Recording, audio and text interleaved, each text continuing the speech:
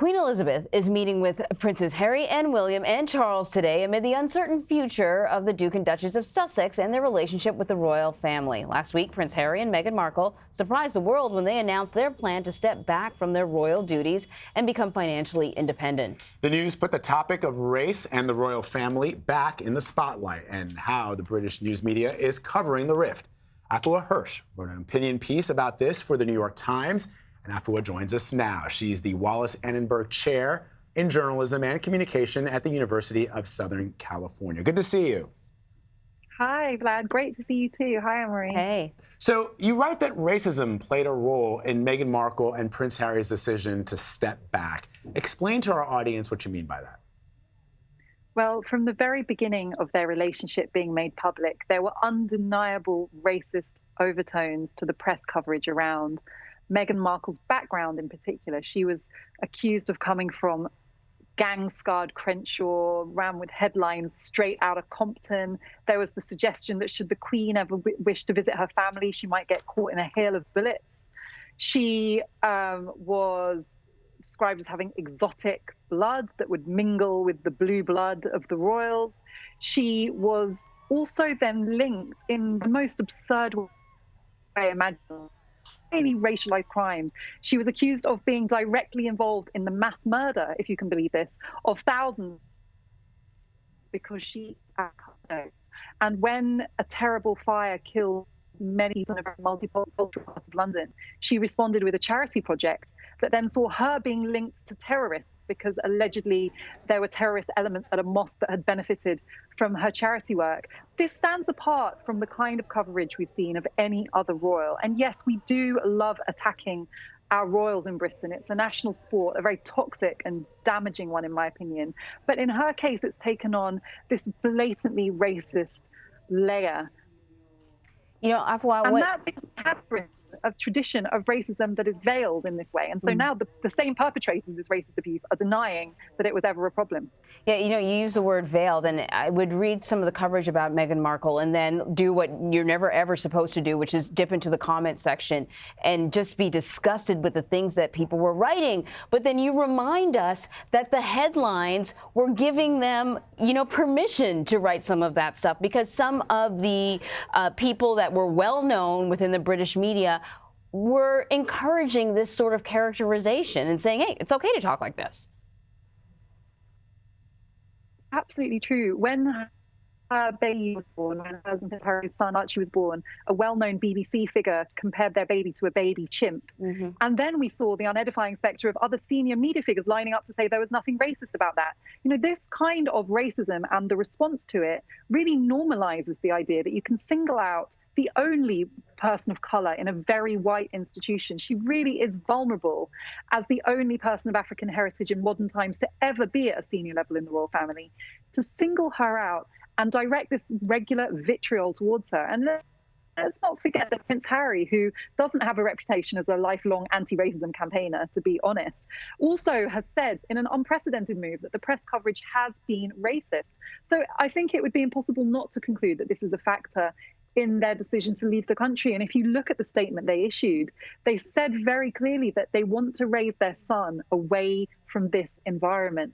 And what we've seen since they're making this announcement is really the best evidence of that, because the very same factions of the media that have been involved in this rhetoric have now lined up to double down. Instead of reflecting on how it's caused the problem, they've only deepened their commentary.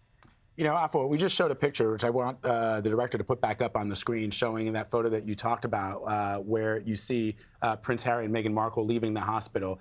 And you could see very clearly there that that's a little chimpanzee. That is somebody who tweeted, "Royal baby leaves the hospital." And you write about the fact that Britain's roots and the roots of this racism are intertwined with imperialism. I mean, let's not forget that Britain as a power only gained that power, not only through slavery, but through its imperialism. And all those jewels and all those precious gems that exist in the Tower of London were not found on the British Isles. They were found all over the world. And so explain to our viewers why that intertwining of imperialism is tied to what we're seeing right now in 2020. Well, we often also compare or ask about the difference between racism in Britain and racism in America. Let's not forget this is a shared history. Britain's empire included the states of what's now the United States of America. These were British colonies. And what Britain did with those colonies was to import enslaved Africans to make the American economy rich. They then repeated the same behavior in the Caribbean. And many of the Black British people today in Britain have their roots also in the plantations of the Caribbean and South America that were run by Britain to develop Britain into a modern industrialized country. That then grew into an empire that included the country in which where she was taught as a child that the best thing that could happen to her was that she could be civilized and become more like white British people and turn her back on what they regarded as her savage past. This is well within living memory. And what happened was that Britain lost its empire after the Second World War, which was a very painful loss to many British people's sense of identity, which really drew pride from the idea of being this great global power that presided over many countries in Africa and Asia. That pain has never been explored. That loss has never really been dealt with. But what is the very visible legacy is the racist ideology that underpins that empire that's never really been challenged. And so when British people are confronted with the dark side of this British past, instead of reacting with introspection and analysis, the media in particular only continues these racialized narratives. And it's remarkable to me that if somebody compares a baby with African heritage to a chimp, we then see people complaining at the suggestion that there's anything racist about that. That really does speak volumes about the level of ignorance about racism and how it works in Britain today. This is a country where we have never seen a senior royal who is of African heritage in modern times before. There are no people of African heritage in our Supreme Court. There are almost no people of African heritage in the FTSE 100. Institutions of power, wealth, and privilege in Britain, on the whole, still systematically exclude people of African heritage. And that's why it was a big deal to see Meghan Markle enter this space. She was the first, not just to enter it in modern times, but also the first to own that and say, but I am a person of African heritage and I'm proud of it. I don't want you to pretend it doesn't exist or ignore it. This is who I am. Similarly, she spoke of her feminism as something that she was proud of. And that also is something that was very threatening to parts of the British state whose pride rests on the idea that the best thing that can happen to people is that they can try and assimilate into white Britishness. So there's a really heady mix of poisonous ideas at work here. And I absolutely salute Prince Harry that they have a zero tolerance approach to these kind of narratives and that they're voting with their feet. Good for them. And I hope it will send a message to the British establishment that if they want to have a country where other people of different heritage can thrive, they will have to root this kind of poison out. You know, Afua, what I've noticed as I've watched the coverage of this announcement with Meghan Markle and Harry is that, you know, people, particularly reporters that make their money from primarily covering the royal family, it seems like no one wants to bring up racism. Right. That's why your article was so refreshing. There's a lot of talk about, you know, what Harry went through as a child, and he's very protective of his family, and, you know, and the criticism and this, that, but they won't say what the criticism is, you know. I'm wondering, so that's what's happening in the media, but I'm wondering what's happening amongst Black people in the UK. Has this sparked a new conversation that had not been happening before? Well, I think that this conversation had been happening before among Black people, but it hadn't been reflected in the wider media. So, for example, we just had an election that put a man as Prime Minister, Boris Johnson, who has a decades-long track record of making overtly racist statements. I mean, our Prime Minister talked about Black children as pickaninnies with watermelon smiles. That was completely absent during the electoral campaign. Black British people knew that was racist. We knew that he had this track record. Nobody listened to us. Nobody listened to us during Brexit when elements of the far right, who used to be on the fringes of politics, began to be normalized within the mainstream. So we've been having these conversations, but the media in Britain is 95% white. And the royal press core media is even more undiverse.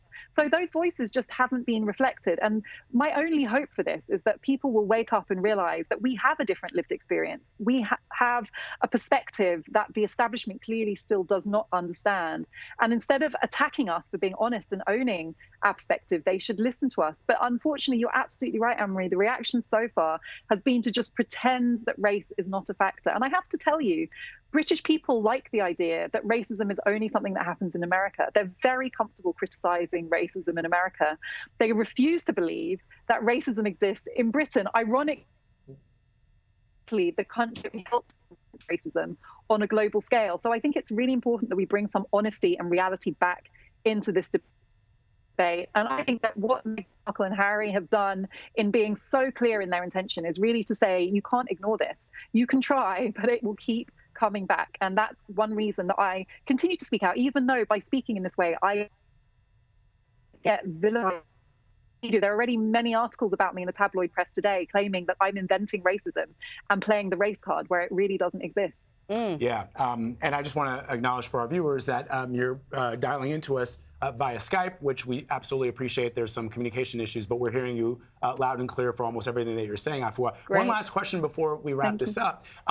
You know, and we talked about this because you and I were together during the wedding of Prince Harry and Meghan Markle in Windsor, and we talked about the certain level of privilege that exists for people like the three of us who are mixed race, who have perhaps a little bit more privilege than somebody who is darker skinned. And I wonder if this is the level of vitriol that we're seeing for Meghan Markle, if this is the level of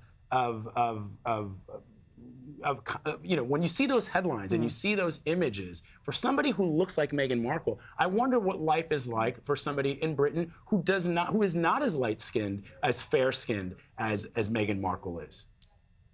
Right. This is a woman who is self-made, she's wealthy, she's beautiful, she has color privilege, and this is the way she's being treated. And you're absolutely right, Vlad. This really reflects on how somebody who doesn't have that privilege is experiencing life in this country, who doesn't have a platform in the media to talk about it and isn't able to refute the kind of things that are thrown against them, and not just in overt acts of racist aggression, but just the systematic structures that mean that wealth and opportunity and jobs and education is distributed along racial lines. But because Britain is a class society, I think there's a complicated layer as well, where there is a specific resentment towards a person of color who gets to a more elite level of society. So there's this idea that if you're one of the lucky ones who does, for example, go to Oxbridge, to the elite universities, or enter the professions like the legal profession or the media, or above all, become part of the royal family, you should be extremely grateful. They let you in. And as a result, you have absolutely no right to ever offer a critique of any racism you experience. That's something that people often say to me: how dare you complain about racism? You have privilege. And this is what this story shows us, to me, and this is what I wrote in my article for the I think this shows that no matter how accomplished or beautiful or wealthy or elite you become in Britain, racism will follow you. This idea that there's only racism because people are too poor and they don't work hard enough, or they don't do enough homework with their children. You know, these kind of ideas that we hear, or there's crime because of single parent mothers, which is still a very popular narrative in the British media. This shows the absolute futility of trying to do what they tell you. You can do everything that they tell you to do, and you will still be hit over and over again with racism. Because let's face the fact that Meghan Markle has done nothing wrong. No one's accusing her of having committed a crime, of lying, of cheating on someone, of misrepresenting herself.